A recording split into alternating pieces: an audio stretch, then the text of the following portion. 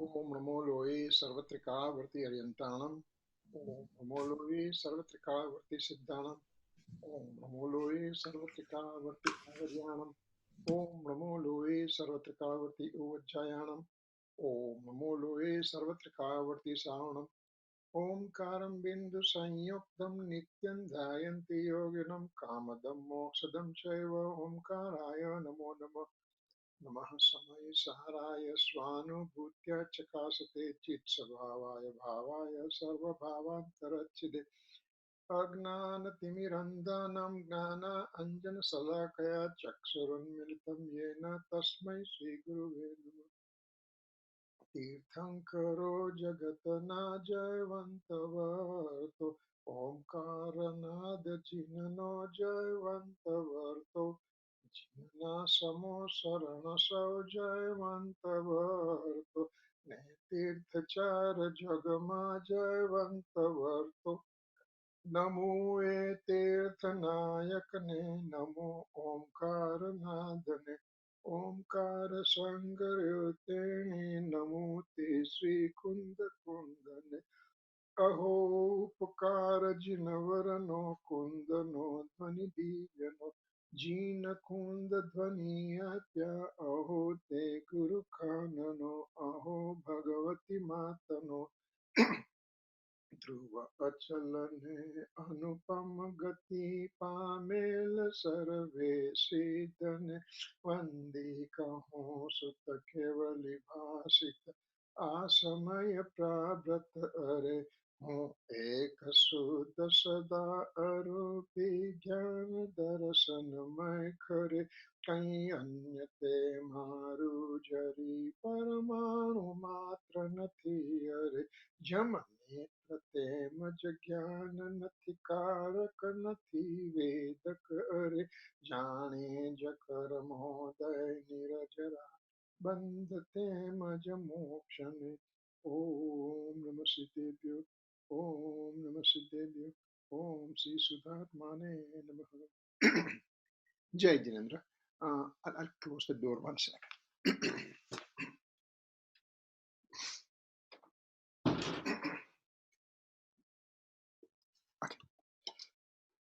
Sorry about that. Okay. So today is February 27, 2019, Wednesday, and we are continuing our class on Samaysar. We are on 14th stanza, and we are on the tail part of the 14th stanza. So without further delay, I'll bring the slide, and then we'll just continue our discussion.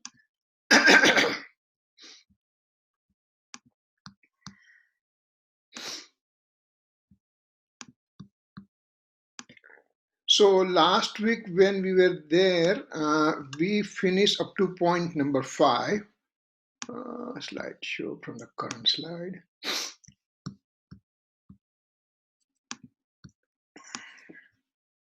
So point number 5, it was from diluting mode's perspective, and we took the example of the boiling water. With the fire under, the water becomes hot, but water's natural state is a coolness. But association with the fire and water became hot. So hotness of the water is not the original nature of the water, but it's an altered state of the water. Rag and dvesh, inclination of attachment, inclination of aversion is not my true nature, but it's an altered state. My true nature is an innate state. My true nature is all-knowing state. Instead of a natural state, I end up going to the rag and dvesh, inclination of attachment, inclination of aversion. So that point we took care of it, and because of this deluding mode's perspective, I end up getting infinite transmigration from the past. Since past, I'm in transmigratory cycle just because of my deluding nature. So that was the 5th point. So now let's say what it tries to say over here to us. So in summarizing, Gurudev Sri says the eternal soul substance is seen from different aspects.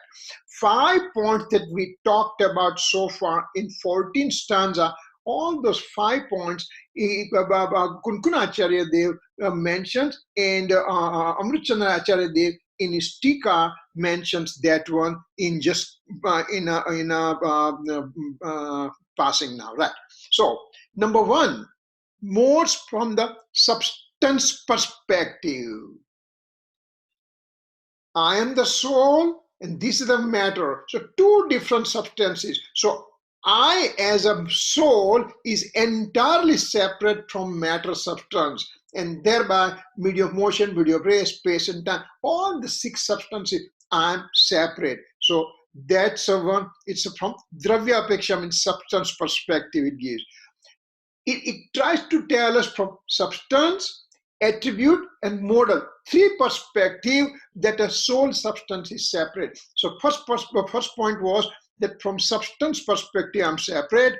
Now in the modal aspect, Kunkunacharya Dev ends up dividing modes into 2 aspects, 2 parts. Mode coming from the substance and mode coming from the attributes. Modes coming from the substance, modes coming from the attribute. Mode coming from a substance because each and every universal substance, they have attribute called extension into space, pradeshatva gun. Because our soul has a pradeshatva gun, because soul has an extension into space attribute, that's why the soul has some sort of shape. Any 6 substances of the universe, they have some sort of shape because they have extension into the extension into space attribute present. So now what happened? It's called Vyanjan Paryay, it's called substance Paryay, it's called spatial Paryay, it is called mode from the area perspective. Because of that thing, any given substance has some sort of shape. This book has some shape, my glasses has some shape, shirt has some shape, my physical body has some shape. Everything has some shape because of extension into space attribute. So the modes coming from the area perspective or shape modification, that's called Vyanjan Paryay, and eternal soul substance is separate. First one was a substance perspective, second one was from area perspective. Now remaining attribute besides extension into space attribute, there are infinite other attributes. They are called Artha Paryay. This is called Vyanjan Paryay, shape modification.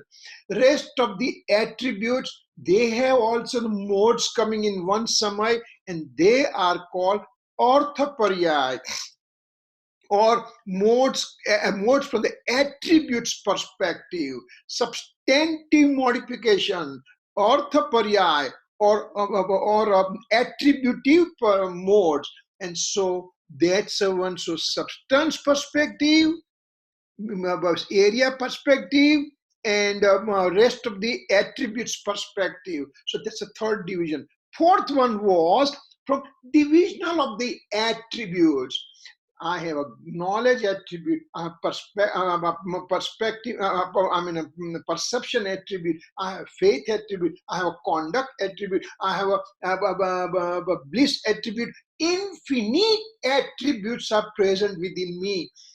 We are talking about those attributes in divisional perspective, but actually they are in the indivisible form. They are undivided form. They are one unit only. If you take the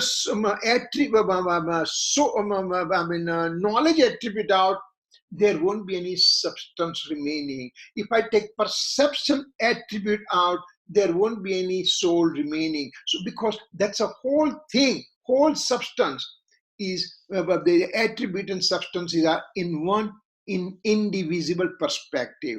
So that's a one that we are talking. Fourth point, the divisional aspect of attribute and eternal soul substance. They are two separate things. So first we talk about substance, then we talk area perspective mode, rest of the attributes mode, then divisional aspect of the attribute, and last one was diluting mode, this hot water thing that we talked about. So diluting mode giving rise to misery and thereby infinite transmigration. So this is called dravya apeksha. This is called kshetra apeksha. No, I think that's there. Yeah. So this is called dravya apeksha. This is next one is called kshetra apeksha or area perspective. Third one is called time or kal perspective. Then fourth one is called attribute or bhav perspective. And last one is called realms or bhav perspective. So 5 separate points. I am separate. Eternal soul substance is separate. That's what Acharya Dev asks.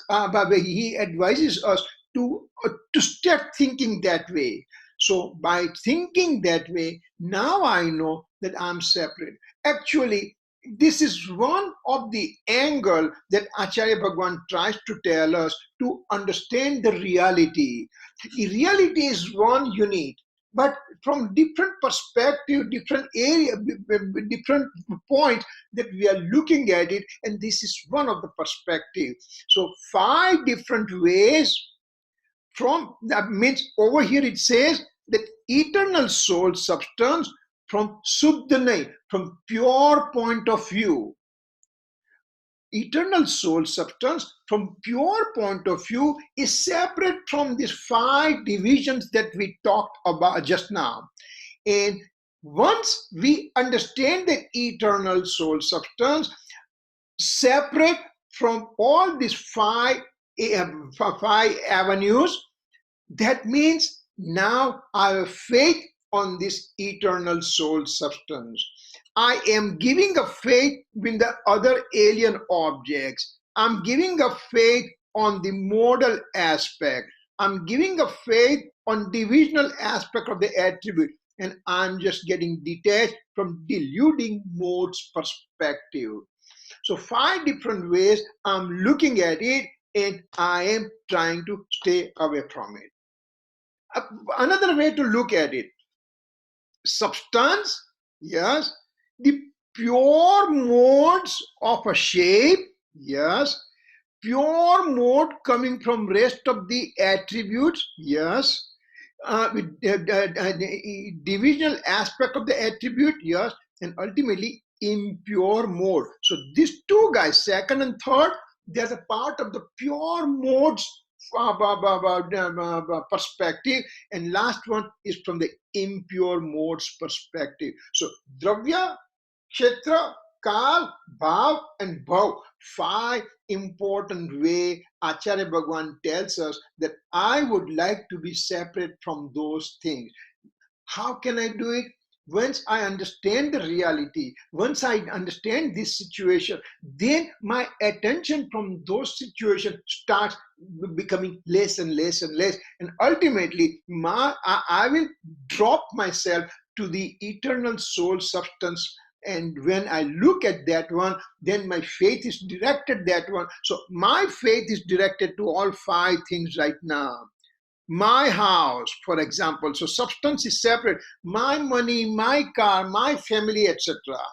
Then this area perspective, then mode from attribute perspective, and all these 5 things I'm separate. So Acharya Bhagwan tells us from this angle that try to stay away. So 14th stanza is from faith perspective, from pure point of view, separates eternal soul substance from rest of the attachments that we have it. And once this rest of the attachments are taken away, then I can go into the core of the soul substance. I can have faith on the soul substance. And so 14th stanza is from faith perspective. I keep on repeating that word, faith perspective. Means I'm taking my faith away from these 5 things that I mentioned over here, and I bring my faith to the eternal soul substance. So 14 stanza from faith perspective. 15 stanza is exactly the same words more or less are used, but that is from the knowledge perspective. And when we come to that, we will talk more about it, that what does knowledge perspective means. So right now, from the faith perspective, 14 stanza faith perspective, 15 stanza knowledge perspective, 16 stanza faith, knowledge, and conduct, all the 3 perspective. So they go in bunch. 14, 15 stanza, 3 stanzas are going in a bunch. Then 17, 18 stanza will go together. And then 19, 20, 21, 22 will go together. So that gives kind of linkage to everything. Having said that, let's go and revise the same thing what we talk right now. And what it says over here, substance means from the dravya perspective. What it says, I am unbonded, untouched. I am abhaddasprasta. Abhaddasprasta means eternal, me as an eternal soul substance. Remember the word. I'm saying me. I'm not saying my soul. My soul. My soul means the 2 separate things, means a vyavarne. But me as a soul, I'm so from substance perspective, I'm unbonded and untouched with the other objects of the universe. Means what it says over here, it's a separateness of the soul substance with other substances. The 2 points of the unbonded and untouched are very important. Unbonded means from the material karma perspective. I am unbonded with knowledge obscuring karma, perception obscuring karma, deluding karma, obstructing karma, name karma, status determining karma, feeling karma, etc., etc. All 8 karma, I'm unbonded. Material karma, they are extremely closely related to me.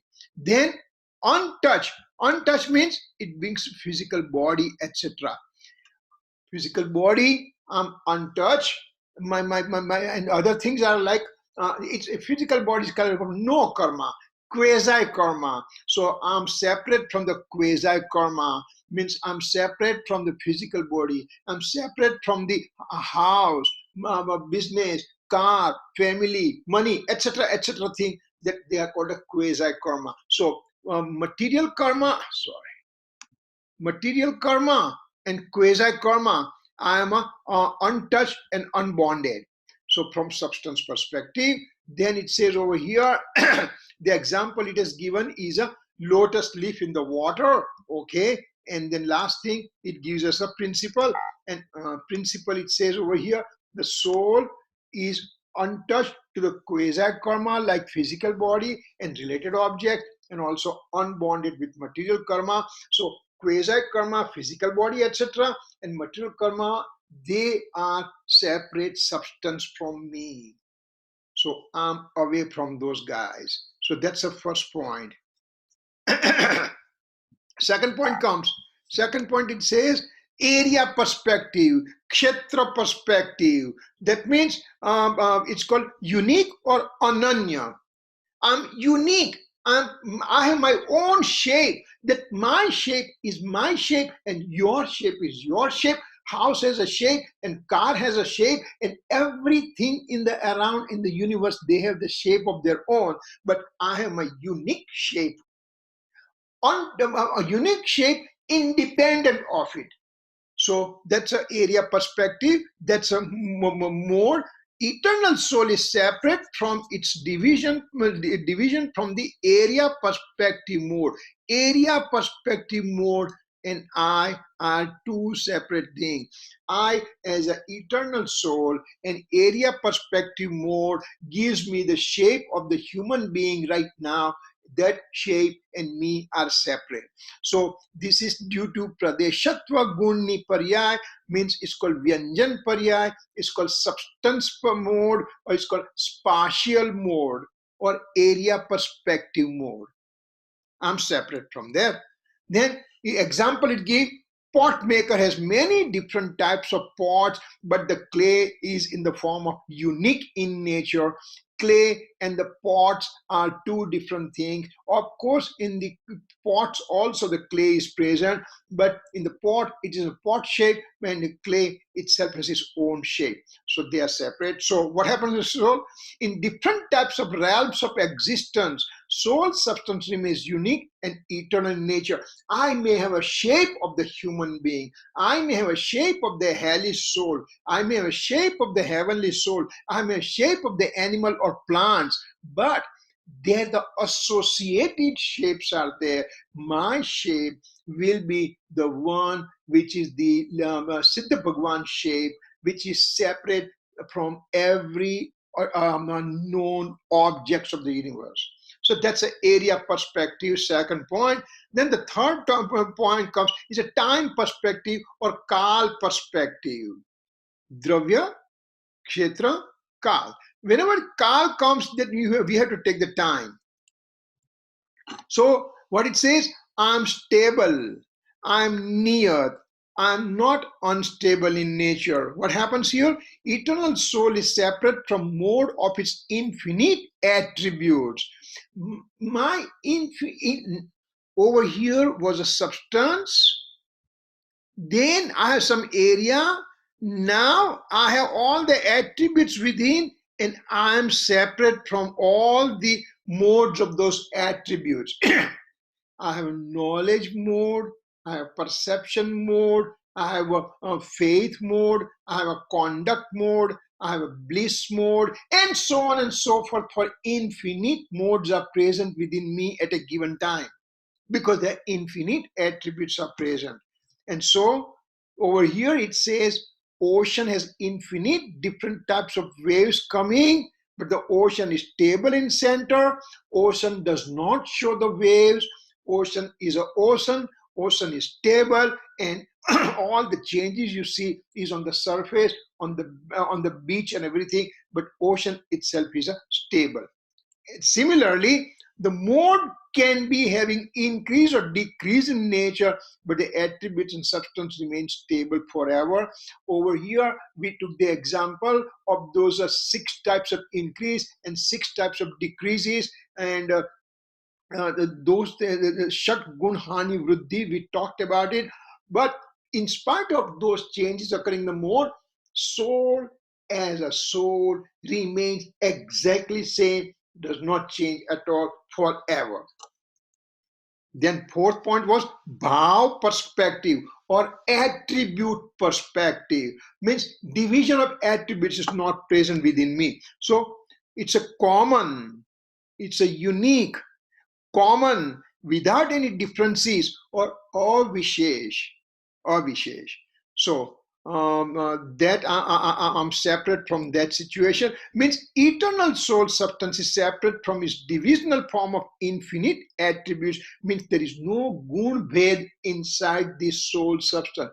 Yes, from study perspective, we do separate. We just say, I have a knowledge attribute, I have a perception attribute, I have a faith attribute, I have a conduct attribute, and I have a bliss attribute. And we go through the division of those things. Knowledge attribute can have 5 different types of knowledge mode can be there. Some perception attributes can have 9 different types of mode, and from deluding perspective, from conduct perspective, there could be 28 different types of mode. All those things are there for our understanding, and Acharya Bhagwan separates those things so that we can understand, because in 8th stanza of Samaysar, as we learn, that Bhasha Anarya Vinana Samaja Vishakaya Anarya Ne Vyavahara Vana Paramarthano Upadesa Ema Asakya,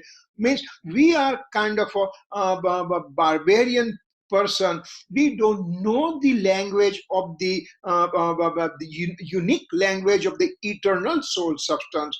Acharya Bhagwan has experienced the soul substance. He has learned all those things from Tirthankar Bhagwan and from his lineage, his guru and everything. He has understood all the situation. Plus, he has his own experience in the unique, undivided fashion. But we don't have experience like that, so we don't understand that one. So he explains to us in divisional perspective. He gives us an idea about the soul. He gives idea about the knowledge and perception and conduct and bliss and etc. attributes, but they are in unique fashion. They are indivisible fashion. They remain together without any apparent division within. So over here example was given. Gold has divisional attribute like yellow color, heaviness, stickiness, etc. But gold as a substance is not having this divisional attribute within. They are indivisible in nature. While gold is yellow, at the same time gold is heavy, and at the same time gold has stickiness attribute. They are not separate. For our understanding purposes, divisions are made, but again, understanding in the divisional aspect we understand, but then when we experience, the experience has to be in the indivisible fashion. Then over here, what's a take home point? Soul has knowledge, etc., infinite attribute, but eternal soul substance is without any differences of this attribute. All divisions are secondary in nature. Divisions are present, but they are secondary, and thereby they are called untrue state. All these points that we talked about, they are present. It's not that they are not present.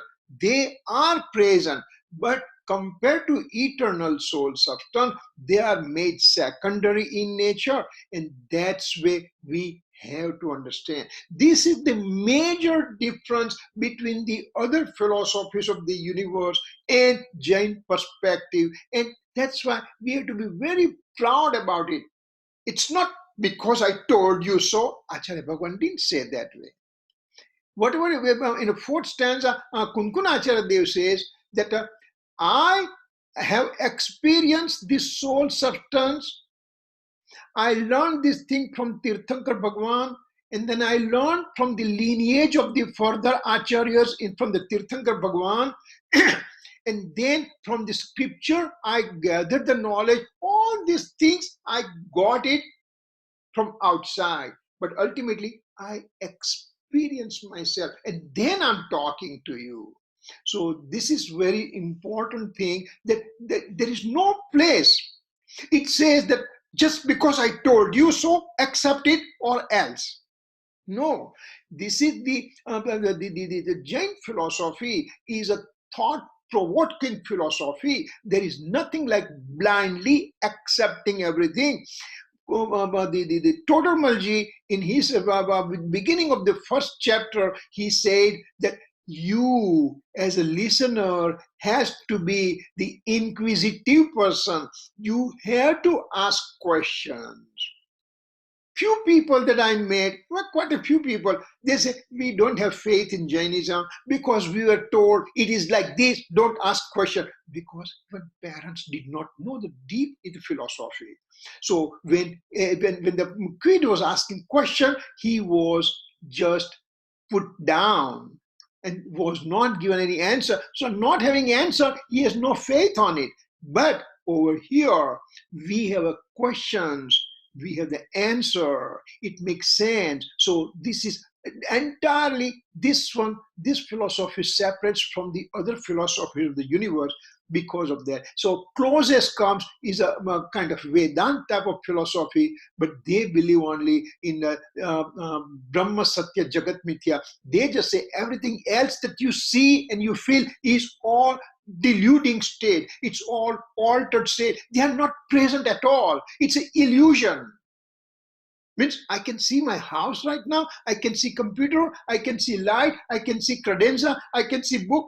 Everything is illusion, they say. Here, Acharya Bhagavan says, no, they are present. Yes, they have existence, but When you talk about the eternal soul substance, it is so great in nature that everything else becomes minuscule and very less important. So they are present, but they become secondary, minuscule compared to eternal soul substance. And that's what is a major philosophical difference. And everybody will come and compare with you. As I said one time before, I had a discussion with one of my Hindu friends, and when we are talking, I reluctantly I started talking because I knew that we are not going to come to any conclusion. He is not going to change my view. I'm not going to change his view. But when we had discussion going on, he says, "Oh, what is it?" In Vedant, it says like this only. Oh, we just talk about this.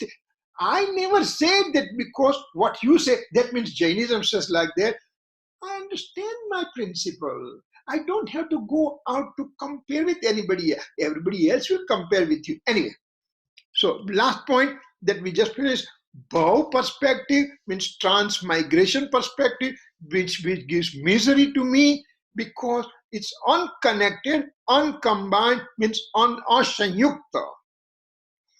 My deluding mode occurring within me, my rag and dvesh occurring within me, my anger, deceit, ego, greed occurring within me. Eternal soul substance is unconnected with that mode. Wait a second.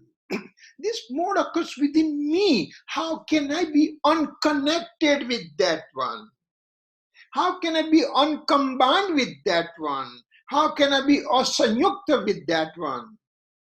Here, the beauty of Samaysar comes in picture.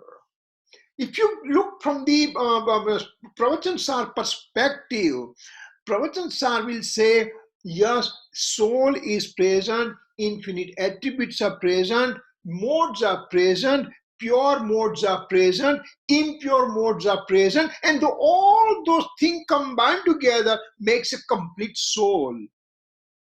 And that's a reality, that's a fact.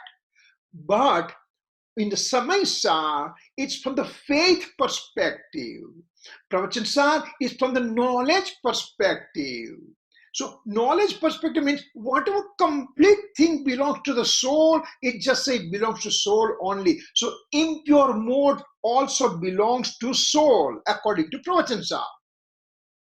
But when we come to Samaysar, when it's a scripture from the faith perspective, then everything I know together, but then out of which, what is the bull's eye? What is the thing that I have to aim for? When I'm aiming for... Yes. I once heard a lecture by Barilji who, I think he said that, I think there's 5 Paramagams. He said that 2 of them are from the Samaysar and another one are from, I think Samaysar and Niyamsar are from Vyavarne and Nishchayne perspective. Pravachan-sar and another one are from Dravyartikne and Paryartikne perspective. And then Ashtapahud is like some separate, different type of thing. Is that correct? Yeah, probably, yeah. Not probably, they are, because you look from different perspective. For example, over here, what I'm saying that I'm talking from faith perspective, knowledge perspective, and conduct perspective. 3 attributes present in the soul. Remember, faith attribute, knowledge attribute, conduct attribute. We make them very, very prominently, and we just talked about it. Samyak darshan gnan charitrani hi moksmargaha. The very first sutra, very first chapter in Tattvat Sutra, Umaswati ji Acharya ji, who wrote down about close to 2000 years back, the very first thing he says, Samyak darshan, Samyak gnan, Samyak charitra, and the unity of all the 3 is a path to the salvation. So here, Samaysar is from faith perspective.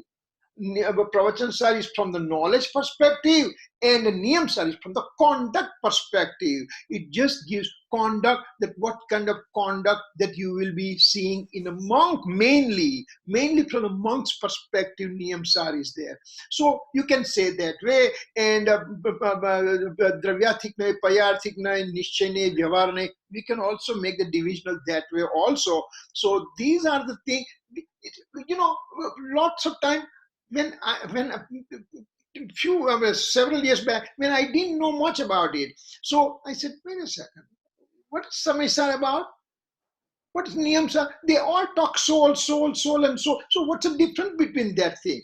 But then when you study gradually, you study, a methodical study you do, then you just say, okay, it makes sense. For example, let's say it is Samaysar and Pravachansar, the division we can understand, try to understand.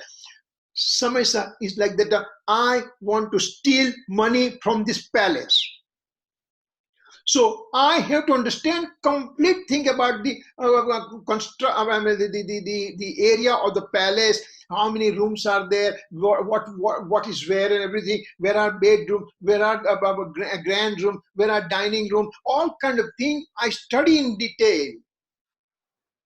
And that means everything about palace or everything about that big house I end up knowing first. That's called Pravachansar. Knowing everything about the soul, the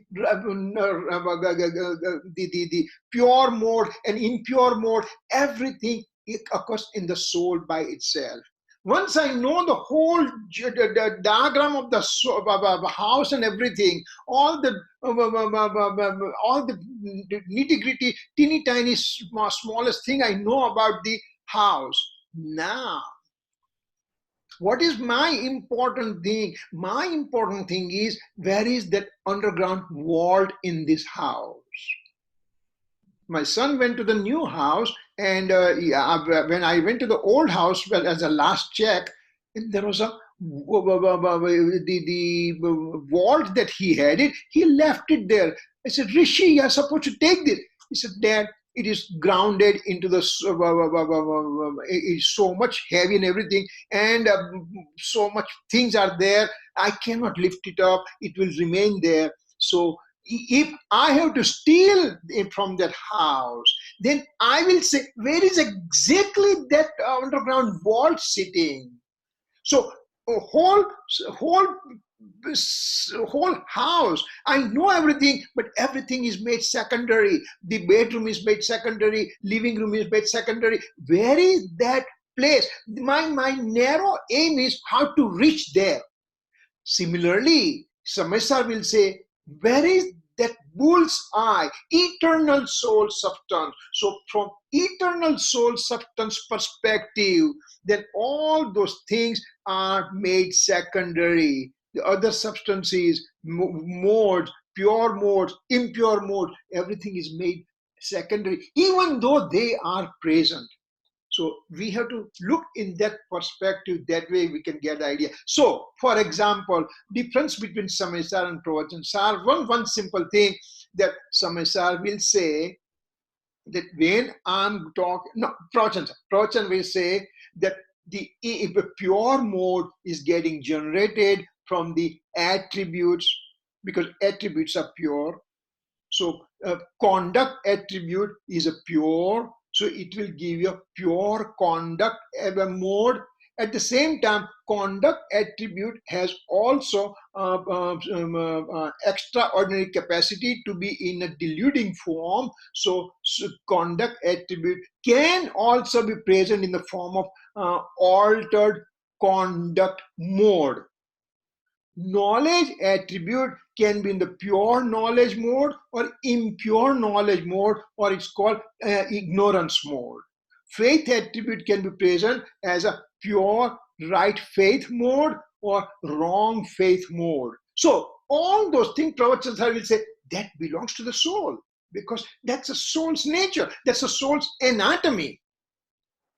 Now, when we come to Samaysar, Samaysar says, oh yeah, we know that thing. You are already aware of all this Pravachan thing. You already know all the thing. Now I'm going to talk to you that I'm going to make everybody secondary and I'm going to take you to the bull's eye, and that is the eternal soul substance. And from eternal soul substance perspective, all these things are present, but they are made secondary.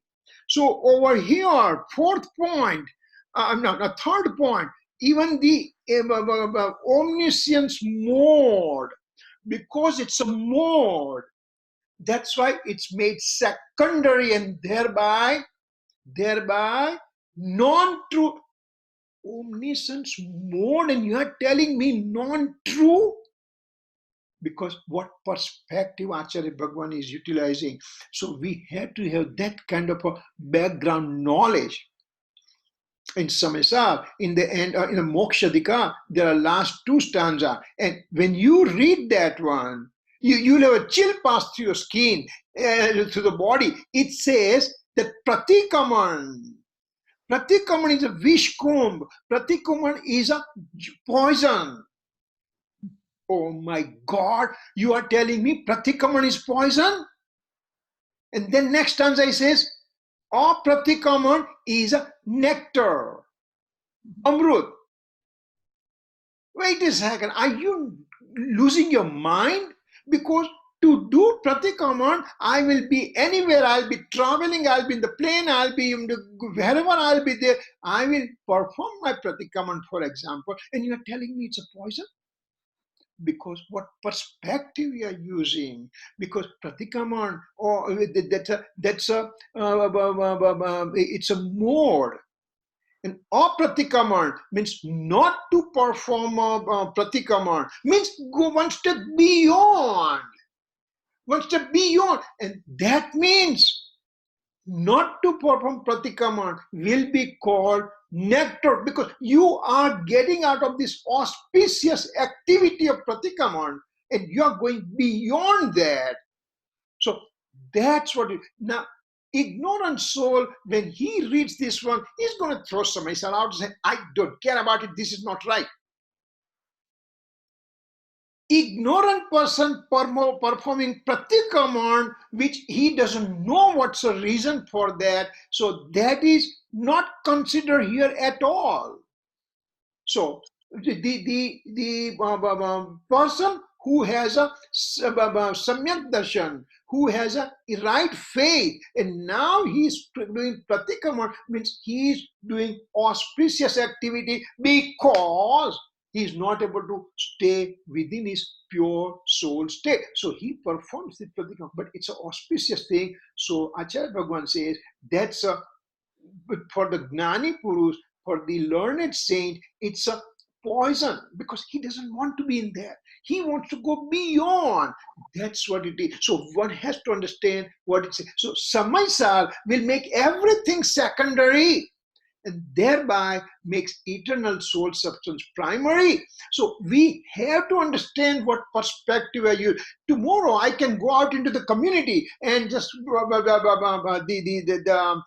pollution is there, and I can just go to temple and pick up the microphone. I can say, hey, pratikaman is a poison, and not to perform pratikaman is a nectar. I'll be thrown out of that temple complex, if at all I will remain alive at the time. So one has to understand perspective. So Samaysar makes everybody secondary and thereby untrue. Secondary and thereby untrue. It's not like other philosophy that they never exist, and that's why it's an illusion.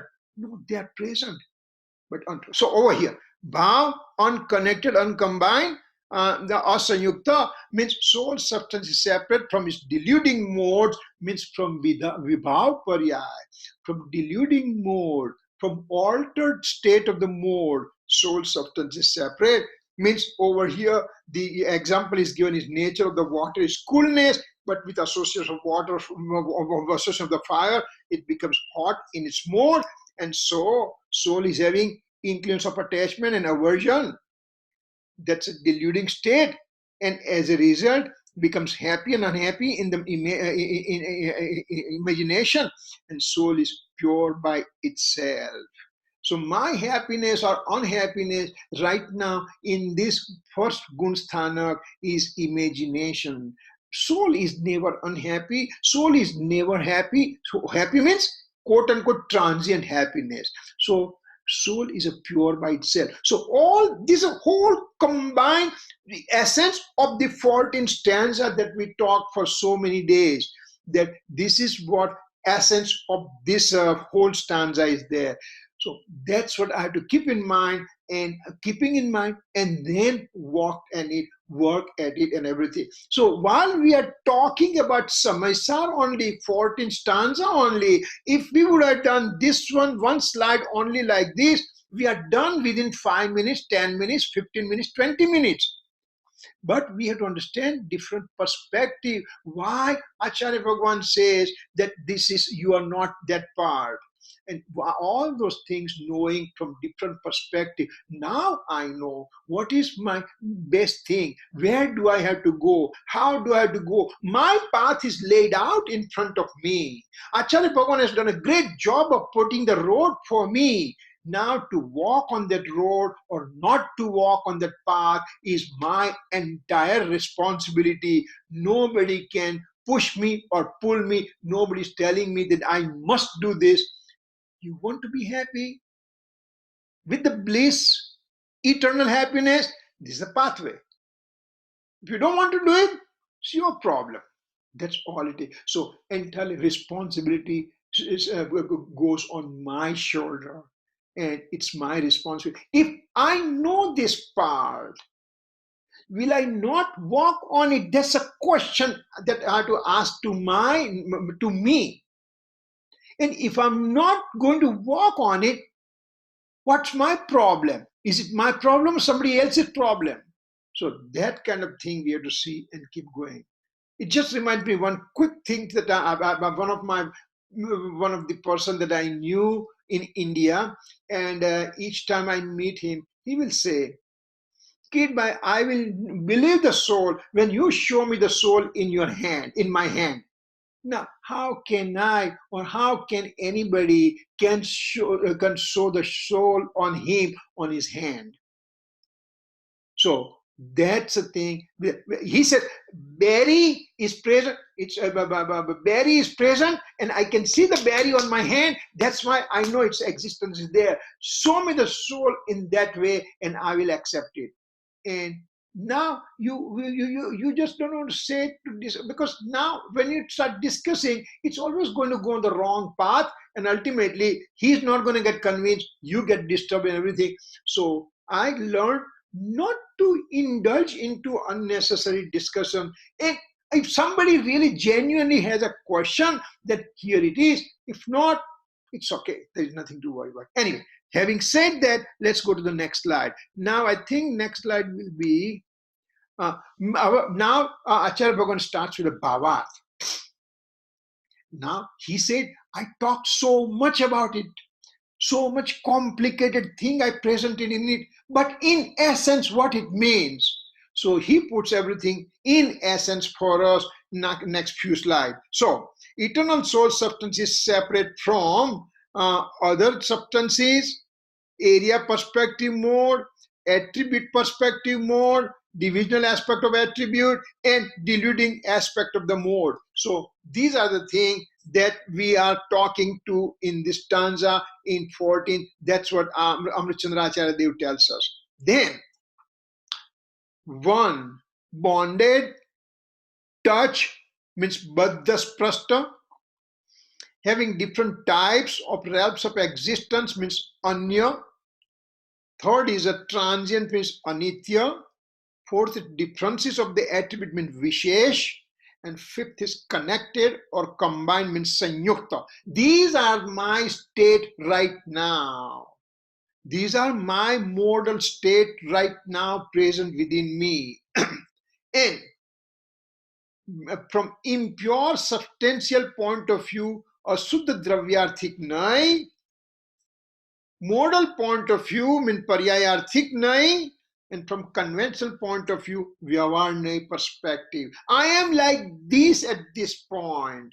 So my real nature at present is like these, all 5 points, and they are from impure substantial Ashuddha Nishya, Ashuddha Dravyarthik Nay perspective. Then modal point of view, or it's called Paryayarthik Nay, or conventional point of view means Vyavarne. All the three things means the same thing, that I'm in this 5 form at present for time infinite. So those are the things. This is my reality is where, and this is from what perspective? This is from model's perspective. Model perspective is called conventional perspective. Conventional model perspective means it is called impure substantial point of view.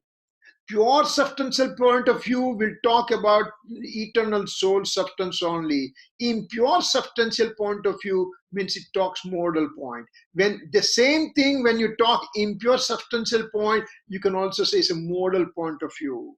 Or when you take modal point of view, that means a conventional point of view. So they are present, they are reality, and they are present, but they are from the different point of view. They are impure or modal or conventional perspective.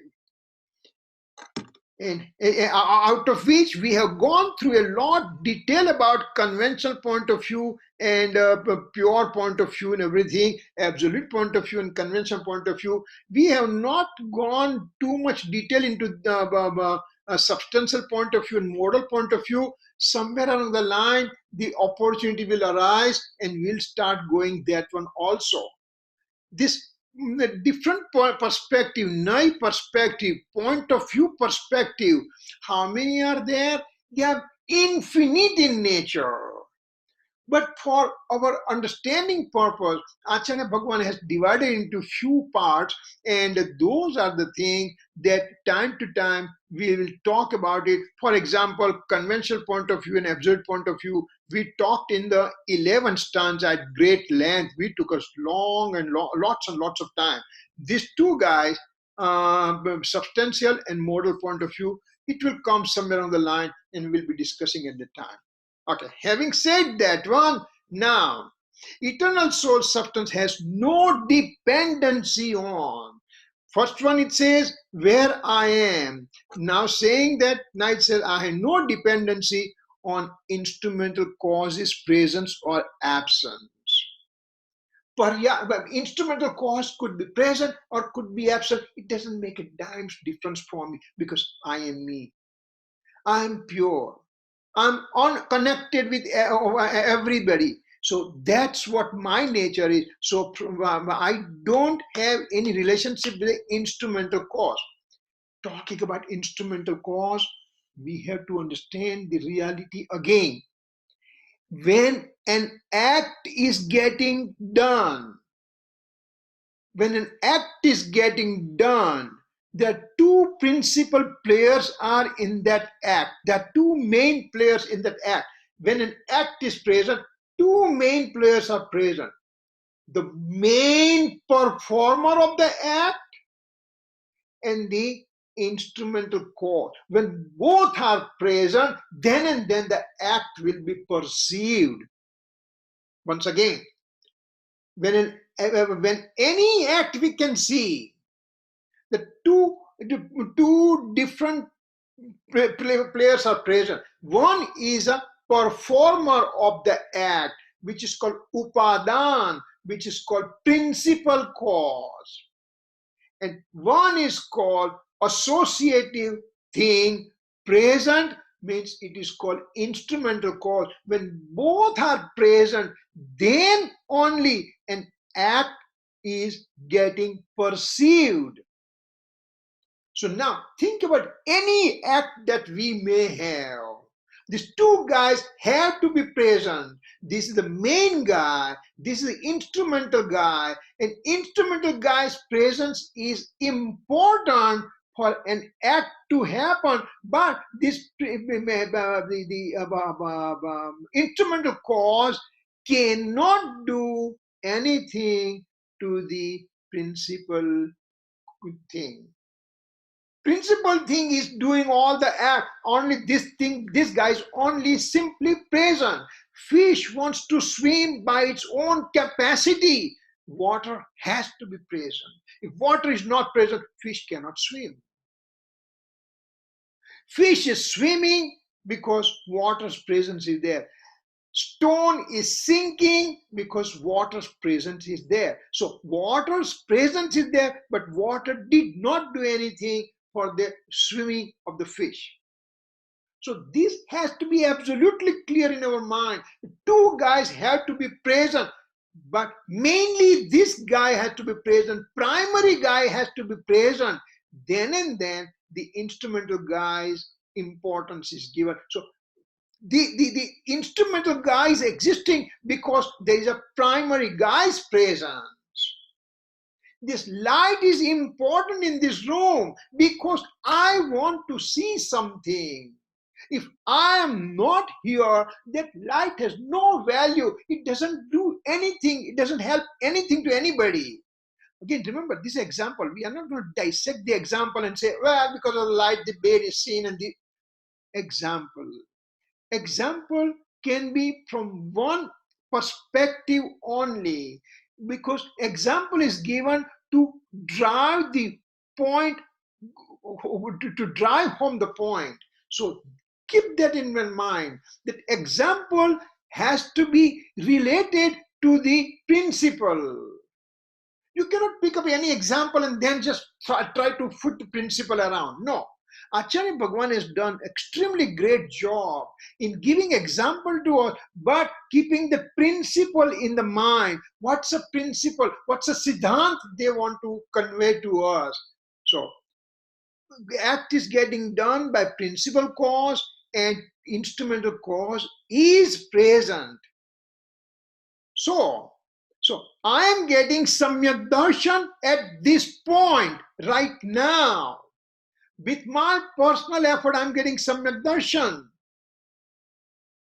Omniscient Lord, and true teachers and scriptures, their presence is important at that time. So this is my doing. These guys are present. I'm not ignoring them, but when I'm comparing myself, then other things are present but made secondary. So I can't, Krupadev said, Upadananu namalai teje taje nimit. No, I'm not discarding nimit.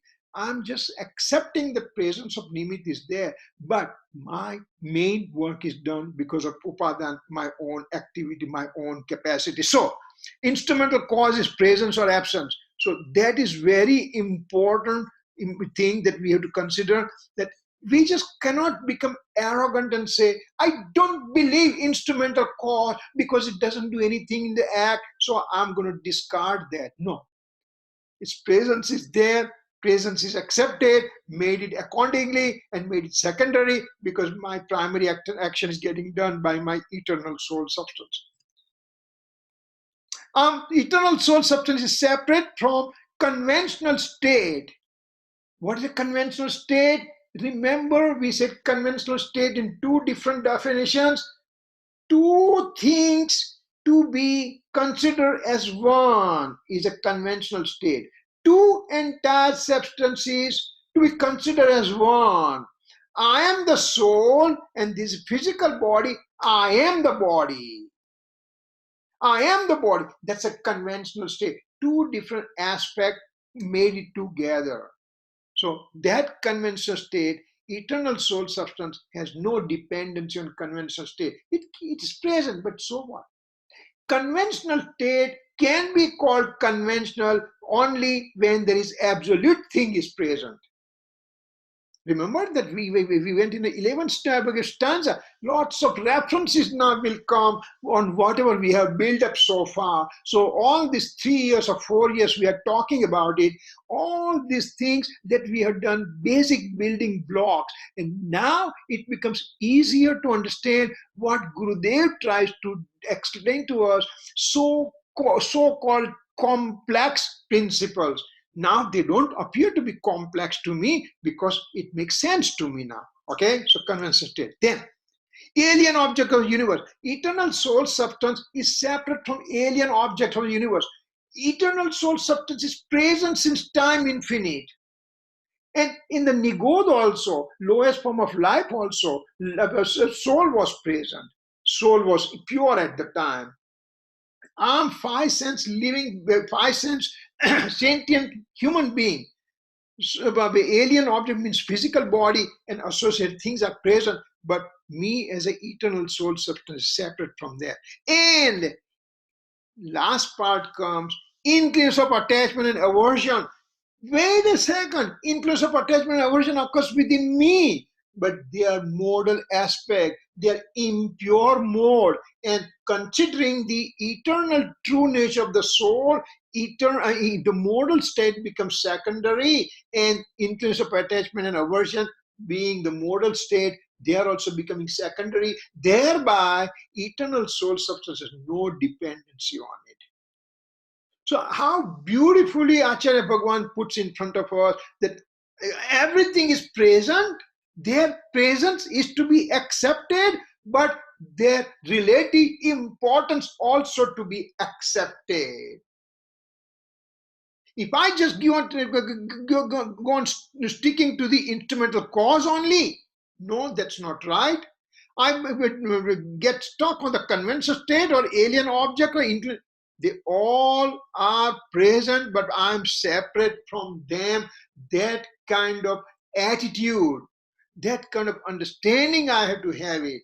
And that will help me to go within. So these are the things that we have to keep in mind. Now, importance of right faith. What's a Samyak Darshan importance? We talk Samyak Darshan, Samyak Darshan, Samyak Darshan. What's the importance of it? Well, what it says, he has a violent meditation, means Raudra Dhyan. There are four types of meditations are there. This violent meditation is called Raudra Dhyan. It is present up to 5th spiritual development state. Yes, painful meditation, Arthra Dhyan, it's present up to 6th spiritual development state. Age determined karma bondage occurs only in auspicious inclination. The infernal living being binds karma for next life as a human being. Human living being binds karma for next life as Empyrean being, Vaimanik Dev. Empyrean living being binds karma for next human life. So, what are all these things? What are all these things that we talk about in Samyak Darshan? There are 4 types of meditations are described. Dhyan. That 4 types of dhyan are described in the literature. They are called Arthra Dhyan, Raudra Dhyan, Dharma Dhyan, and Sukla Dhyan.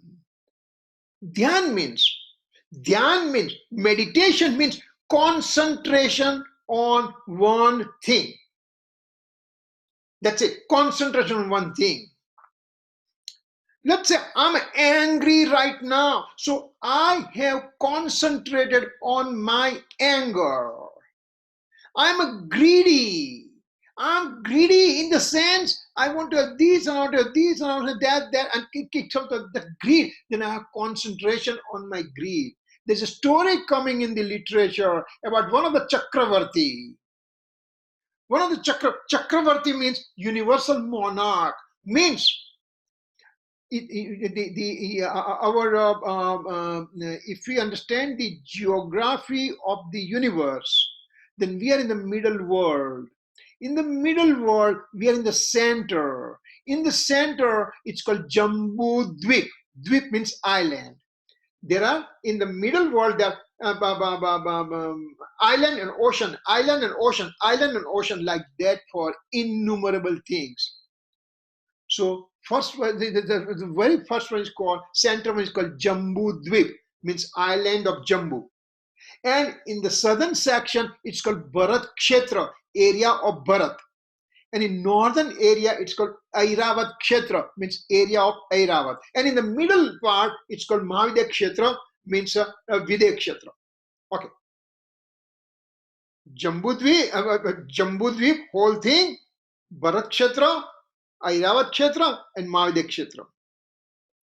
In Bharat Kshetra now, there are 12 divisions are made, and out of which 6 divisions are the one in which humans are living, and they can have religious activity, etc. They can do it. So the monarch of all these 6 areas is called Chakravarti. Any living being can have highest form of associative thing is called Chakravarti. Nobody can have a higher form of associative, comfortable things available to them. He's a yes. So ધ્યાન ચારિત્ર ગુણ ની સાથે connected નથી? હા, એ રૌદ્ર ધ્યાન કોનું, આર્થ ધ્યાન કોનું થશે? It's an altered modification of the charitra gun, right? હા, તો તમે તો દર્શન ની વાત કરો છો ને અહીંયા. દર્શન ગુણ ની વાત ચાલી છે. ના. Importance of right faith. No, I did not say that darshan gun at all, because did I say darshan? No, તમે નથી કીધું, પણ અહીંયા header છે સમ્યક. Yeah, in samyak darshan. Yes, yeah. Okay, I got your point. In right faith is called samyak darshan. What does that mean?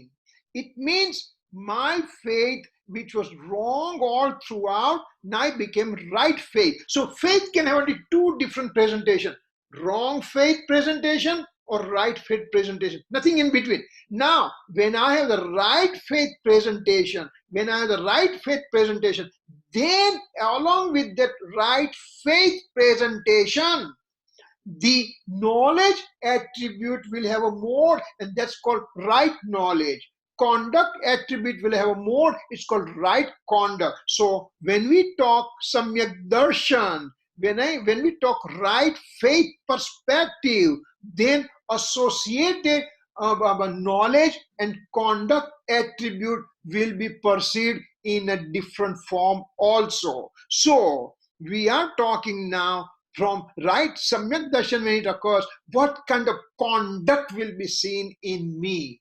So that kind of conduct we are talking, and in that conduct, first it says that 2 types of meditations that we are talking, that they are still present up to 5th and 6th spiritual development state, and that's called that's a meditation, wrong type of meditation.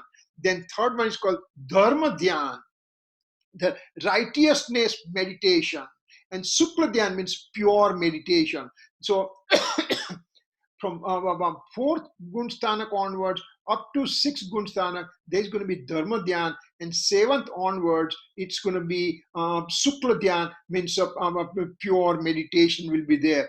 Meditation means, as we say, concentration on one thing only. So when we talk violent meditation, that means it is the altered mode of the conduct attribute, and that's called Raudra Dhyan, means violent meditation or painful meditation. So we'll just do the Raudra Dhyan right now.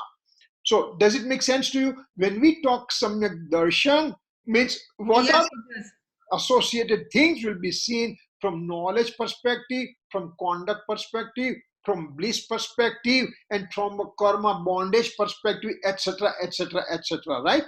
Okay, all right. So we are talking about the Bharat Kshetra, and there are 6 areas, and the ruler of the 6th area is called universal monarch, and in one time cycle, half time cycle actually, there's going to be 24 sets of Tirthankar, and 12 types of Chakravarti will be there. The one that we know, generally we'll know, is a Bharat Chakravarti, means son of Rishabdev. He was a Chakravarti. What is the magnanimity of this Chakravarti? His food to be made, it takes 365 days. Next year, what he's going to eat, that preparation starts today, for example. 365 days earlier, the food preparation starts. When he eats that one colio, means one grass of one, what is it? Colio is a grass, I think. Morsel, one morsel. When he eats one time, that kind of food taken by his whole 96 Channu crore, means and Channu crore is what, 960 million. That many kind of the army that he has, they cannot digest that food. He has a 96,000 queens are there, and I mean the description is so amazingly huge description is there. Several places Gurudev says, and that's what Kunkunacharya Dev has said, that when one has a Samyak Darshan, then all the wealth and magnanimity of the Chakravarti is like feces of the crow. So it has no importance at all. And here I have a few little things here and there, maybe extra car and little extra house and everything, and I just say, oh, I'm the greatest of the great. In front of Samyak Darshan, it has no value at all. So the story I was trying to say is Chakravarti. There was one Chakravarti, I think it's called Brahmadev Chakravarti or something. He had so much greed within, so much greed, that he was the universal monarch of this Jambu Dweep. And he said, I would like to go and conquer in from the Dhatki Khand. I would like to go and conquer those areas also. So he tries to go there, and he is not supposed to do that. And he has so much greed, that kind of he's a one-track mind. I want to win. I would have more. And that kind of thing is also called meditation. It was violent meditation. So meditation doesn't mean that you close your eyes, sit down, close the light, make the room dark, and sit down with the folded legs and close up. No, that's not only called meditation. When I'm working, for example, a woman is working in the kitchen because she just got a call that few of the people are coming for dinner tonight. She's so engrossed in cooking. Preparation of the food, she's so engrossed. She forgets what's happening around. Eye surgeon is doing eye operation. He forgets what's around. What kind of music are you listening when you are doing surgery? I have no idea, because I'm concentrating on my work. So that's called meditation also. I want to make money. So that's concentration there. That's called meditation. So they are called painful meditation and violent meditation. So they are also violent meditation present up to 5th spiritual development state. And painful meditation present up to 6th spiritual development state. When we talk about meditation, we'll go in detail, because that's a whole chapter of its own.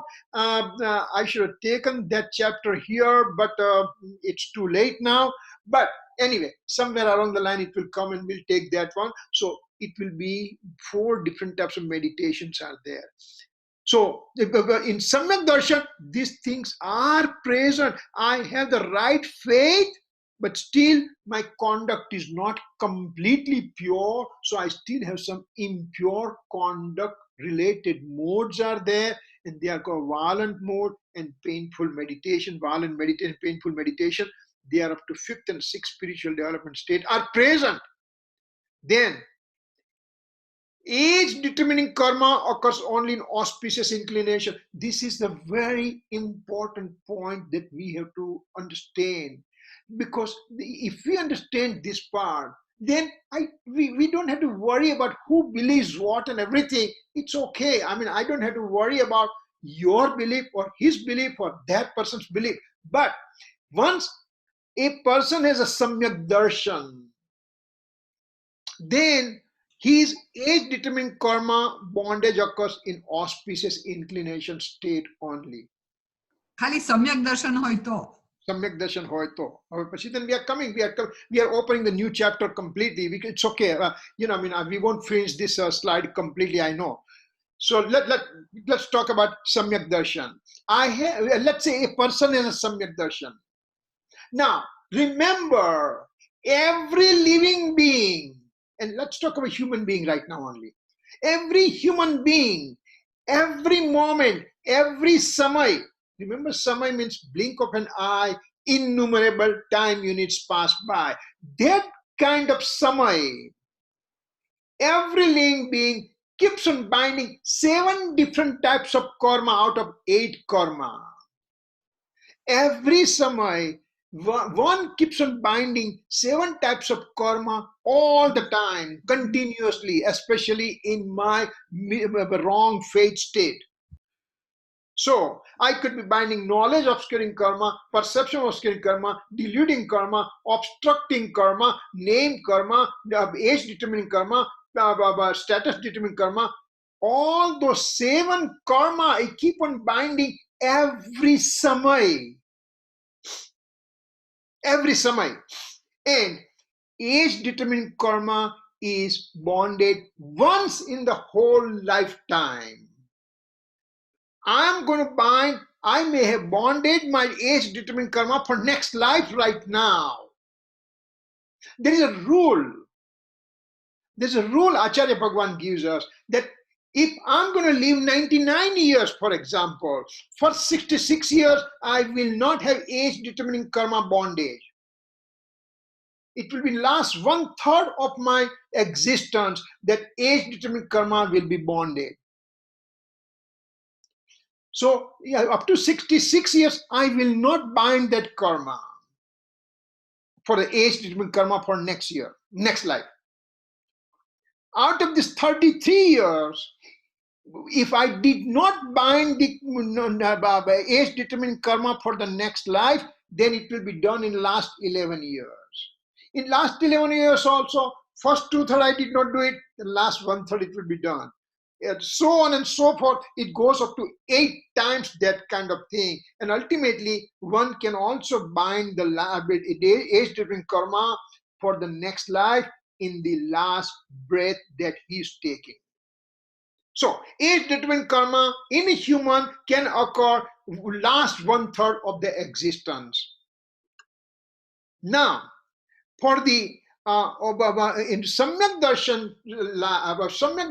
Jeev, the one with the right faith person, the age-determined karma is bonded once only. And that will occur only in auspicious inclination state. So, let's say that I have a Samyak Darshan, and at this point, I am binding my age-determined karma once in the whole life. At that time, my inclination by rule will be auspicious inclination only. અને મિથ્યાત્વ હોય તો we are coming to that point also, yes. So, when I'm binding that karma, age-determining karma for next life, where is that thing? Okay, so age-determining karma occurs in an auspicious inclination in Samyak Darshan, then it will be auspicious, and that binding of karma will be only for heavenly soul. If, again, conditions, Samyak Darshan is present, auspicious inclination is present, age-determined karma is bonded, it will be only for the celestial life. 4 things. Once again, let me repeat, because this is a very important point, and I bet you within somewhere on the line, you will have a discussion with somebody. You have to be prepared all yourself. Samyak Darshan first. A person having Samyak Darshan right now, I get Samyak Darshan yesterday, for example, and now today I'm going to bind the age-determining karma, which is occurring once in the lifetime. Samyak Darshan is present, I'm in the auspicious inclination, I'm present. The age different karma is getting bonded, and it will be bonded only for the celestial life. So I have a samyak darshan to start with, and then I'm binding karma. It will be only for the celestial life. Only. And again, I'm not saying that. Gurudev is not saying that.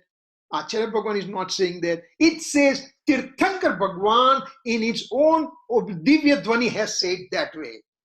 So the reference is given to the Tirthankar Bhagwan all the way. And for us to review all this thing, Dhaula Granth is there, which is the original Karma Granth written by Acharya Puspadant and Budbali about 2000 years back. So one can have reference there. So Dhabla was a tika on Shatkandagam, right? Shatkandagam, yes, you are right. Dhaula and Shatkandagam, they are the original scriptures, and they are the where Lokamantra came from, correct? Yes, and Nauka Mantra is mentioned there also. You are right. Yes.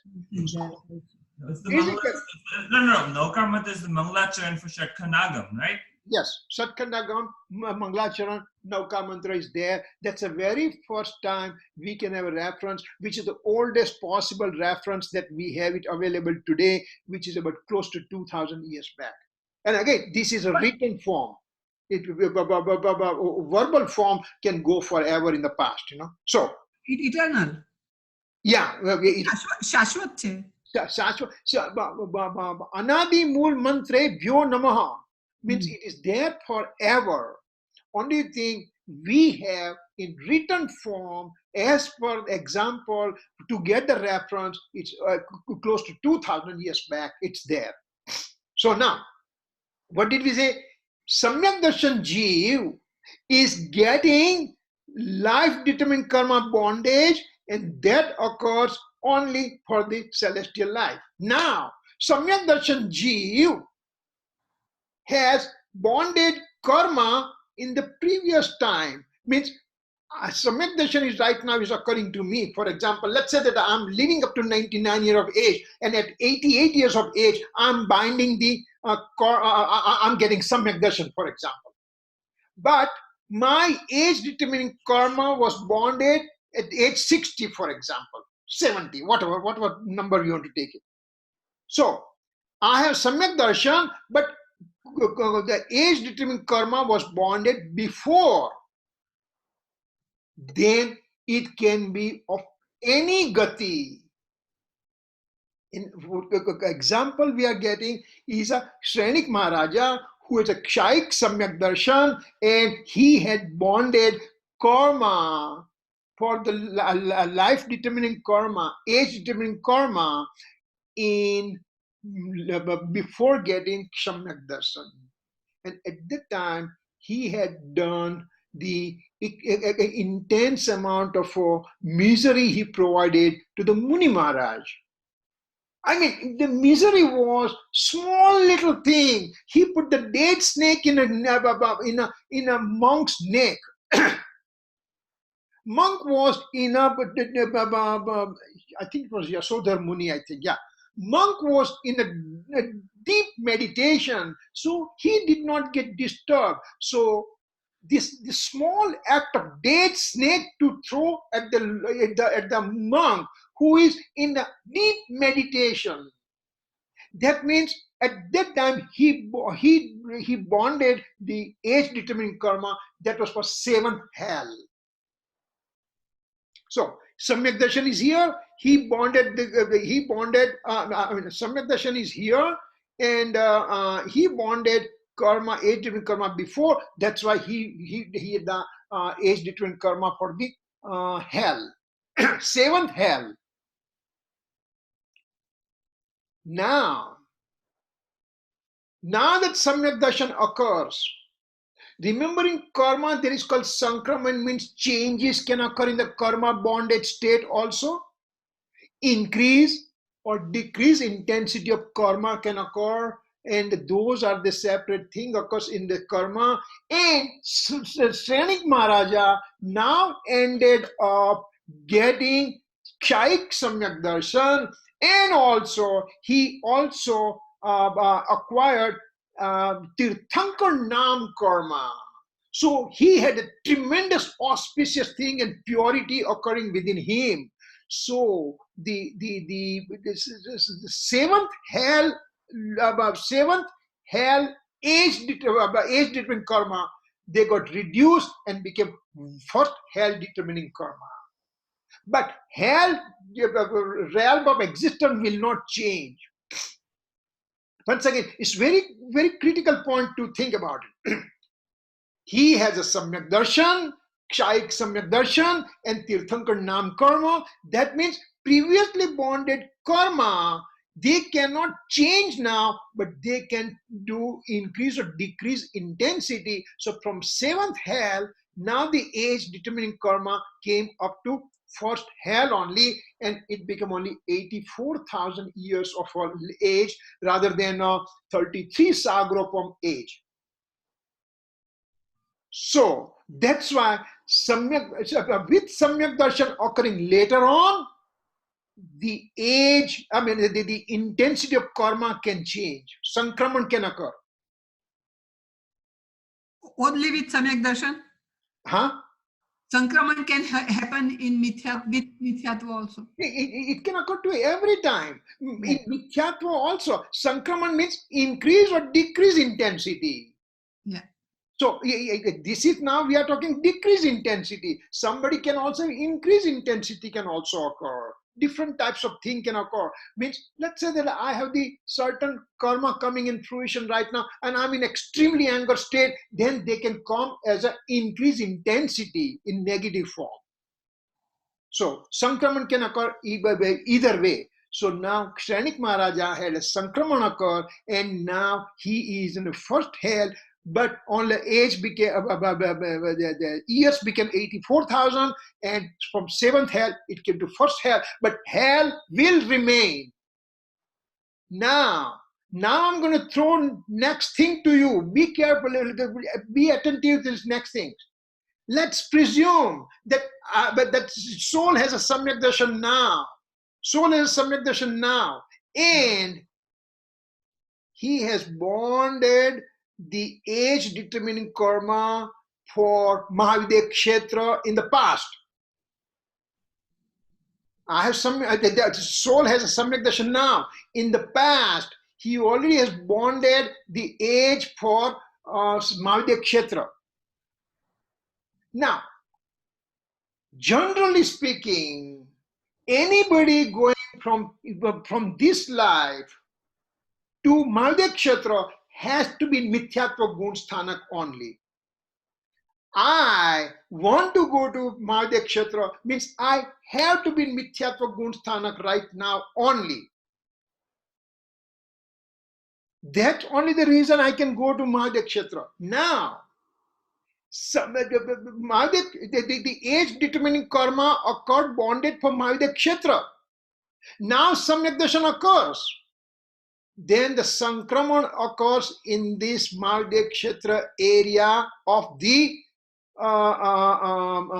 life. And that gets changed to Bhog Bhumi. It gets changed to land of enjoyment. He doesn't go now to Mahavidya Kshetra. That thing, that soul now will end up going to Bhog Bhumi, but will not go into the Mahavidya Kshetra. Just like the Shrenik Maharaja from 7th came to 1, this person will go from Mahavidya to Bhog Bhumi, but he will remain as a human, but Bhog Bhumi human. So these are the things that we have to understand. And now you already understand, you already got the essence what I'm driving the point at. Can somebody be Samyak Darshit Jeev from here? Can he be in the Mahavidya Kshetra right now? Scripture says it's not possible. Yes, I got it. So Dhaula says, Satkhandagam says, Karma Granth says, everybody says that way. Now, if you want to believe, there is nothing wrong in your belief. You do your work. It's okay. It doesn't make difference. This is these are the facts according to the scripture. That's all we have to understand. Now, time થઈ ગયો છે. I know. I wanted to make sure that this point is getting done. I know it's a Yes, thank you.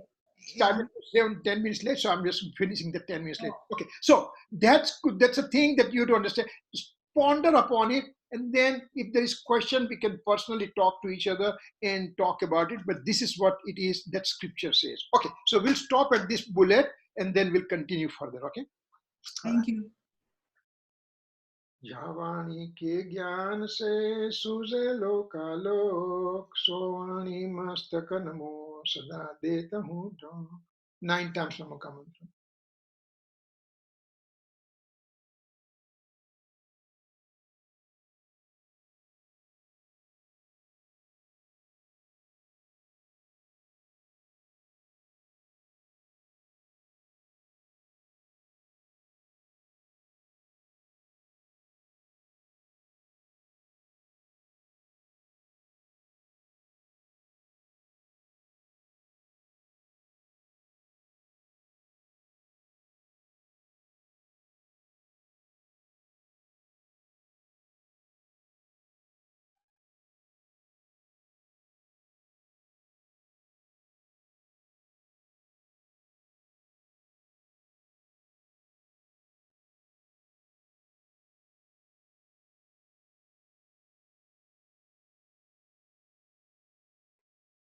Jai Jirendra. Thank you.